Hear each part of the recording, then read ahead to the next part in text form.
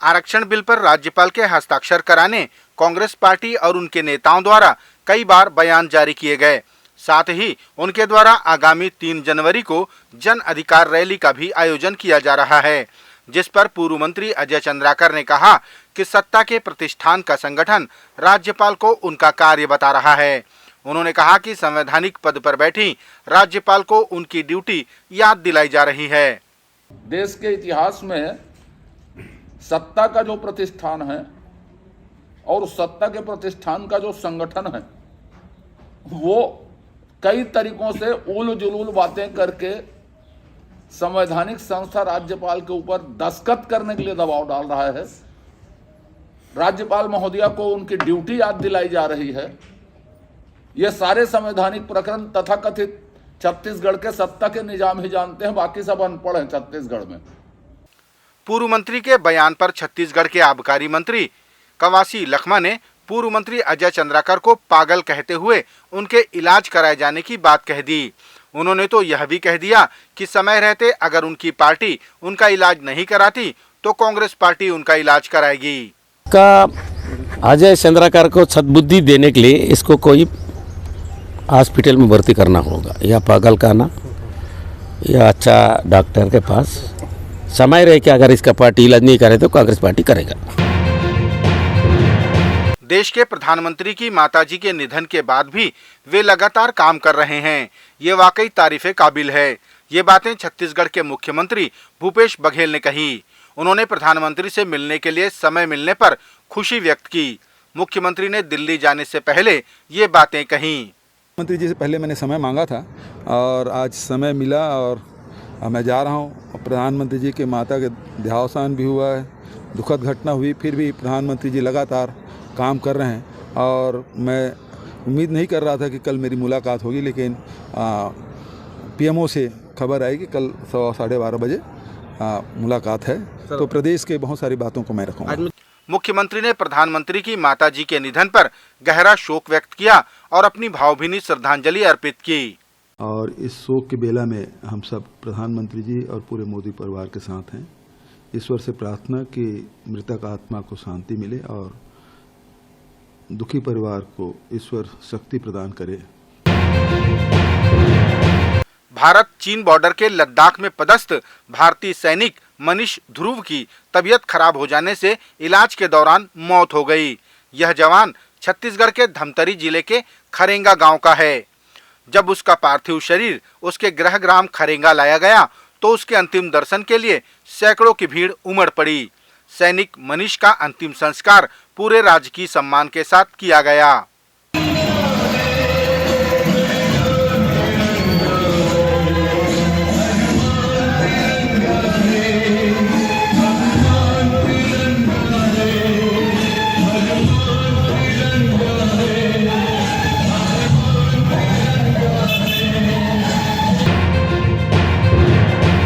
छत्तीसगढ़ सरकार के मंत्रिमंडल के फैसले पर सवाल उठाते हुए पूर्व कलेक्टर व भाजपा नेता ओपी चौधरी ने कई सवाल खड़े किए। उन्होंने कहा कि यह सरकार राज्य के कर्मचारियों को न्यू पेंशन स्कीम और ओल्ड पेंशन स्कीम में उलझाकर कर्मचारियों के पैसों का बंदरबाट करेगी। चौधरी ने शासकीय स्कूलों की मरम्मत के लिए 780 करोड़ के प्रावधान पर भी कमीशन खोरी होने का आरोप लगाया। हमारे छत्तीसगढ़ के कर्मचारी साथियों को ये मोहरा बनाकर उनको उलझाकर न्यू पेंशन स्कीम और ओल्ड पेंशन स्कीम के बीच में ये अपना राशि दुरुपयोग करने की योजना बना रहे हैं। इनका दो ही उद्देश्य है, 14% राशि कर्मचारियों के खाते में जो दिया जाता था उसे ना देना पड़े, और दूसरा 2004 से 2022 तक 18 सालों में राज्य सरकार ने कर्मचारियों के खाते में जो पैसा जमा किया है उसका दुरुपयोग किया जा सके, उसको लेकर के दुरुपयोग कर सके, इसीलिए ये बातें कर रहे हैं। आज इन्होंने कंडीशन लगा दिया कि ओल्ड पेंशन स्कीम जो जारी होगी उसके पहले राज्यांश की राशि जो जमा हुई 18 सालों में और उस पर जो ग्रोथ हुआ है, जो मूलतः कर्मचारी को ही दिया गया है, वो कर्मचारी का ही पैसा है, उसको राज्य सरकार को जो जमा करेगा उसी को ओल्ड पेंशन स्कीम का ये लाभ देंगे। वो तो कर्मचारी का पैसा है, केंद्र से एनएसडीएल से उसको ही वो पैसा मिलना है, उसे जमा करने की आखिर शर्त क्यों लगा रही है सरकार, ये मुख्यमंत्री जी। ये कुल मिलाकर के जो 20 साल बाद जो सरकार बने उसे ओल्ड पेंशन देना पड़े और आज 14% देना न पड़े और 18 सालों में जो राशि जमा की गई है कर्मचारियों को जो दिया गया है उसको ये लेकर के दुरुपयोग कर सकें, इसलिए ये सब बातें कर रहे हैं। दूसरी ओर हम देखते हैं साला मरम्मत के नाम पर 780 करोड़ रुपए ये जारी करने की बात कर रहे हैं। पूरे प्रदेश में आप देख सकते हैं इस पैसे को एक कमीशन खोरी करेंगे, साला मरम्मत नहीं करेंगे, फर्जी बिलिंग करेंगे। इनके कमीशन खोर एजेंट लोग जा करके उस पैसे को इकट्ठा करेंगे। स्कूलों की हालत आज पूरे प्रदेश में क्या है सब लोग देख रहे हैं।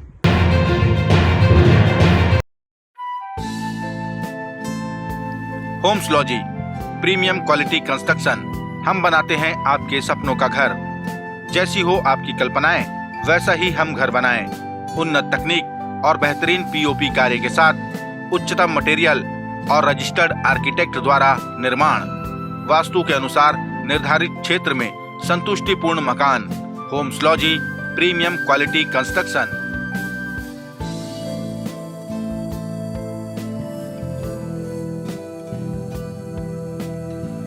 वाह, मैंने ऐसे ही घर की कल्पना की थी। नए साल को लेकर बस्तर पुलिस अलर्ट के साथ एक्शन मोड में नजर आ रही है। वरिष्ठ पुलिस अधीक्षक जितेंद्र सिंह मीणा के निर्देश पर जिला पुलिस बल ने तमाम होटलों, लॉज, बस स्टैंड और रेलवे स्टेशन में गहन तलाशी अभियान चलाकर चेकिंग की। इस दौरान चौक चौराहों पर भी वाहनों की जांच की गई और सभी से शांतिपूर्ण तरीके से नव वर्ष का स्वागत करने की अपील की गई। नव वर्ष शांतिपूर्वक गुजरे, इसलिए बस्तर पुलिस पूरी तरह से सतर्क है। इस क्रम में हम लोगों ने शहर के अंदर में पेट्रोलिंग की संख्या बढ़ा दी है। आज से 5 व्हीकल पेट्रोलिंग चलेंगी शहर के बाहर और शहर के अंदर गुंडे बदमाशों पे और आपराधिक तत्वों पे नज़र रखेंगे। इसके अलावा हम 30 दिसंबर, 31 दिसंबर और 1 दिसंबर को फूड पेट्रोलिंग भी करेंगे सामने 5 बजे से लेकर रात्रि 8 साढ़े 8 बजे तक। उसके बाद हमारी यातायात की टीम और थाना कोतवाली और बोधघाट से 6 जगहों पे हम नशा के विरुद्ध भी कार्रवाई करेंगे। जो व्हीकल शराब पीकर चलाते हैं उन लोगों के खिलाफ धारा 185 मोटर व्हीकल एक्ट के अंतर्गत भी कार्रवाई की जाएगी। ये जो कार्रवाई होगी 185 वाली, ये शाम में 6 बजे से लेकर रात्रि 1 बजे तक होगी, 30 दिसंबर, 21 दिसंबर और 1 जनवरी को। मुख्यमंत्री भूपेश बघेल बेमेतरा जिले के नवागढ़ तहसील में आयोजित गुरु घासीदास जयंती समारोह में शामिल हुए।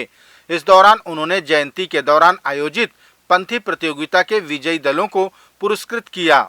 मुख्यमंत्री ने इस मौके पर कहा कि हम सब में एकता होनी चाहिए, हमें संगठित रहना है, तभी हमें कोई अलग नहीं कर पाएगा। उन्होंने सभी से सत्य और अहिंसा के मार्ग पर चलने का आह्वान किया। भारतीय जनता पार्टी के प्रवक्ता दीपक मस्के ने नव वर्ष में मुख्यमंत्री को प्रदेश की जनता से माफी मांगने की बात कही।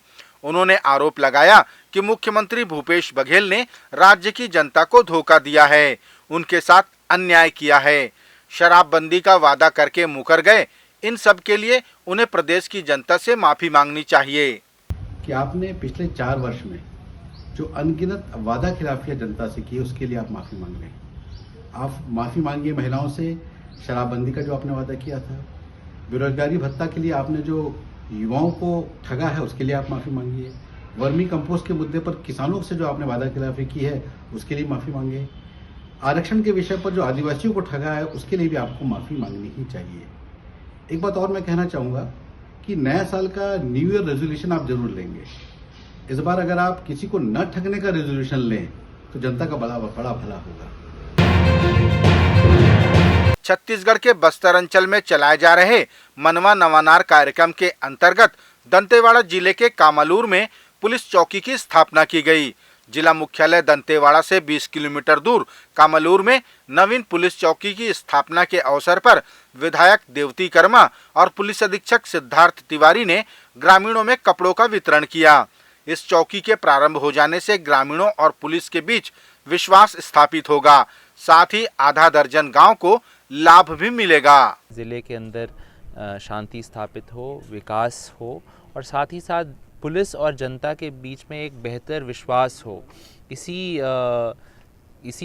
जो कवायद है, इसी के अंतर्गत आज कामालूर के अंदर भी पुलिस सहायता केंद्र का स्थापना की जा रही है। ये सहायता केंद्र लगभग ज़िला मुख्यालय से 20 किलोमीटर दूर स्थापित किया जा रहा है। अभी तक यहाँ के जो आसपास के गांव थे, चाहे वो पंडेवार हो, चाहे वो झिरका हो, चाहे कामालूर हो, यहाँ के लोगों को अगर पुलिस से कोई भी काम होता था तो इनको थाना फरसपाल या ज़िला मुख्यालय दंतेवाड़ा जाना पड़ता था। अब उनकी ये जो दिक्कत है वो सॉल्व होगी, उनका काम इधर ही हम करने का प्रयास करेंगे। मध्य प्रदेश की पूर्व मुख्यमंत्री व भाजपा नेत्री उमा भारती ने कहा कि जब बीजेपी का अस्तित्व नहीं था तब भी भगवान राम और हनुमान जी थे। उन्होंने कहा कि भगवान किसी के भी हो सकते हैं, उन्हें सिर्फ अपना कहना अहंकार जैसा है। उमा ने राम जन्मभूमि में मंदिर निर्माण की एक बात भी साझा की। जब बीजेपी का अस्तित्व नहीं था, जनसंघ नहीं था, पॉलिटिकल सिस्टम नहीं थे, मुगलों का शासन था तब भी हनुमान जी थे, अंग्रेजों का शासन था तब भी हनुमान जी थे, और जब कलयुग के प्रारंभ के पहले द्वापर था तब भी हनुमान जी और राजा रामचंद्र जी थे। अगर हम बीजेपी वालों ने ये भ्रम पाल लिया कि नहीं सब हमने आंखें खोली तो सूरज चांद निकल आए हैं, तो फिर हमारे लिए विनाशकारी साबित हो जाएगा। हमें इस अहंकार से मुक्त रखना, हनुमान जी के रहना है। हनुमान जी का कोई भी भक्त हो सकता है, और ये बात मैं पहली बार नहीं बोल रही। आपको याद हो जब राम जन्मभूमि में मंदिर निर्माण के लिए कुछ कांग्रेस के नेताओं ने चंदा दिया तो बीजेपी के लोगों ने उनका मखौल उड़ाया, तो मैंने तुरंत कहा कि खबरदार जो राम भक्ति का मखौल उड़ाया किसी की। राम भक्ति पे आपने कोई कॉपीराइट नहीं कर लिया है अपना। राम का भक्त कोई भी हो सकता है, हनुमान का भक्त कोई भी हो सकता है, देशभक्त कोई भी हो सकता है।